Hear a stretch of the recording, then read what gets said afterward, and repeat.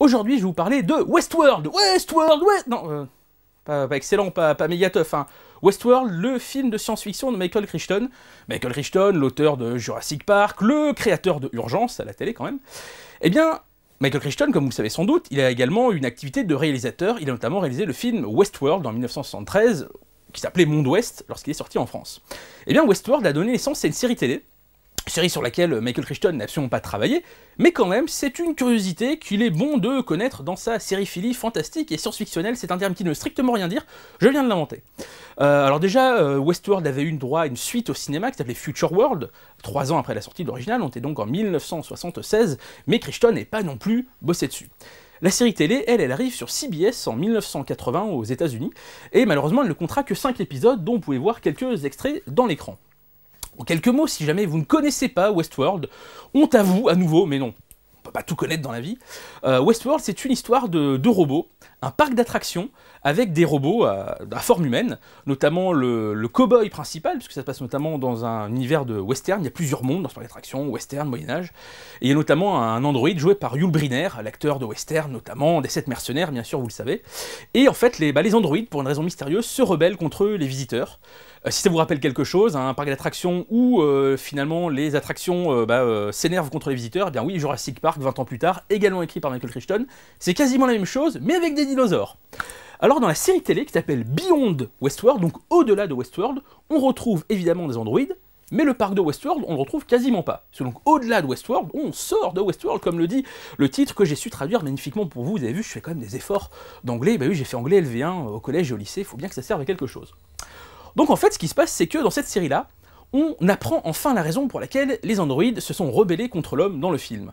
La raison est que le créateur de ces robots, qui s'appelle Quaid, eh ben en fait, lui, il n'est pas du tout créé des robots pour en faire un divertissement pour les humains, il les avait créés pour aider l'humanité, pour accomplir des tâches, pour l'aider à finalement faire progresser la civilisation humaine.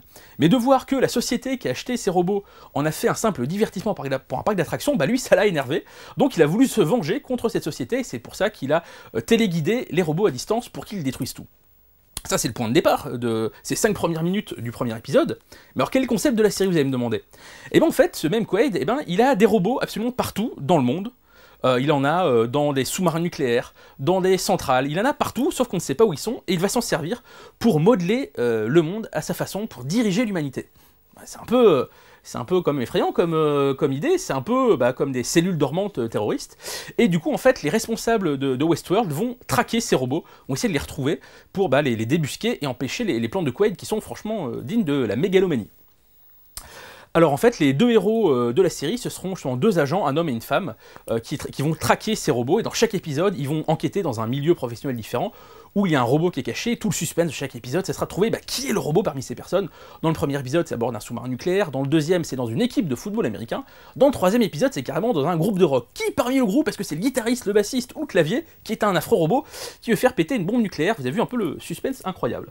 Alors l'héroïne va changer après le pilote, c'est une première actrice dans le pilote, ça en a une deuxième par la suite, ça change pas grand chose, on n'est pas sur des acteurs absolument dingues, hein, on n'est pas sur du casting absolument incroyable. Bon, l'actrice qui apparaît à partir du deuxième épisode, on la reverra par la suite dans le soap opéra Hotel, puis dans la série de super-héros The Greatest American Hero, mais enfin il n'y a pas de quoi se relever la nuit. C'est plutôt en coulisses qu'il y a des gens un peu connus, des gens habitués de la science-fiction des années 60-70, des noms qui vous diront sûrement quelque chose. Le producteur de toute la série, c'est un monsieur qui s'appelle Lou Shaw. Il a notamment créé la série médicale Quincy. Il a également travaillé ensuite sur l'homme qui tombe à pic. Le premier épisode est lui produit par John Meredith Lucas, qui est quelqu'un qui a travaillé sur beaucoup de séries de science-fiction, notamment Star Trek, bah oui, on en revient toujours là.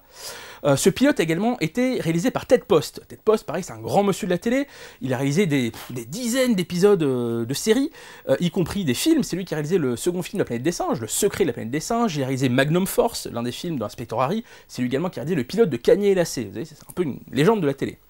Mais après le pilote, c'est un autre producteur qui va s'occuper de la série, c'est un certain Fred Freiberger. Alors là, c'est un nom un peu plus maudit, pour les fans de science-fiction télévisée, puisque c'est lui qui a produit la fameuse et catastrophique deuxième saison de Cosmos 1999. Et ouais, la saison carrément que pour certains fans, cette saison n'existe pas tellement elle est mauvaise, et la série se réduit à une seule saison. C'est un peu une façon de voir, un peu la faute de monsieur Fred Faberger.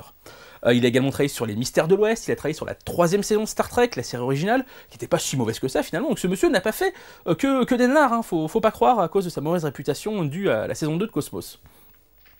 Alors sur Westworld, finalement, sur Beyond Westworld, ça n'est pas si mauvais que ça, les épisodes sont un peu longués, et surtout ce qui choque le plus, c'est qu'une fois que nos héros ont trouvé qui était le robot dans chaque épisode, ce qui est assez amusant à voir, c'est que le robot, qui jusqu'à présent était totalement indétectable, il se conduisait d'une manière totalement naturelle, et dès qu'il est débusqué, il commence à se comporter un peu façon Terminator, façon très robotique. Pourquoi est-ce qu'il ne continuerait pas à se comporter normalement pour se cacher? Bon, on n'en sait rien. Et surtout, chaque épisode se termine par la destruction du robot. Nos héros n'en ont rien à faire que la personne qui 5 minutes plus tard avait un comportement totalement humain, ils n'en ont rien à faire que 5 minutes plus tard, il explose dans une gerbe de flammes. Voilà, oups, on a gagné, on l'a tué, hop, on passe au suivant. C'est un peu limite, je pense que si on faisait une série de Westworld aujourd'hui, on irait sûrement un petit peu plus loin dans la psychologie de ces robots, un peu comme c'était le cas par exemple dans Galactica, dans la version 2003 de Ronald D. Moore, ou peut-être que ça aurait pu être le cas dans la version que développait J.J. Abrams pour HBO il y a 2-3 ans. Il y avait un projet de faire une nouvelle version télé de Westworld qui était en développement. Ça n'a pas vu le jour, ça aurait pu être intéressant, sûrement un peu plus complexe que l'était cette série du début des années 80. Oubliez cette série, mais qui n'est pas si catastrophique que ça. Si vous avez l'occasion d'en voir 1 ou 2 épisodes, peut-être pas les 5 quand même, faut pas exagérer. Si vous aimez évidemment la science-fiction, c'est que vous regardez ce blog. Moi je vous dis, jetez-y un coup d'œil. C'est une tentative intéressante et qui justement arrive à bien exploiter les quelques ficelles qu'il y avait dans le film sans pour autant en être un simple plagiat. Donc voilà, Beyond Westworld, c'est à voir. Et donc, à la prochaine. Bon, ça me semblait pas mal. On va voir si on en fait une autre. Je sais pas, attends, qu'est-ce que... Ah, putain, je me suis fait...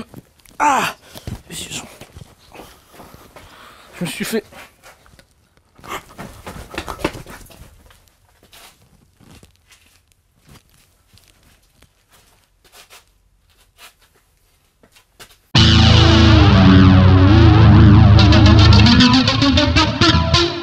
Ouais, mais attends, mais je sais, JJ, mais attends, mais je sais très bien, mais comme je t'ai expliqué, le blog, là, le Westworld, on l'a enregistré il y a quasiment, il y a plus de 15 jours, elle était pas encore sortie, l'info, comme quoi tu faisais ton pilote, finalement, pour HBO. Mais attends, mais laisse-moi en placer 1-2 secondes, JJ. Oui, je sais, tu vas tourner ça, c'est ils te l'ont commandé, vous tournez ça cet été pour HBO, votre version de Westworld. Bah écoute, pas la peine de gueuler, hein, on verra bien si c'est mieux ou pas que Beyond Westworld, hein. Bon. Allez, bon, désolé, comme je t'ai dit, c'est faux direct, hein, on fait ce qu'on peut. Hein. Bon, allez, bisous, ciao.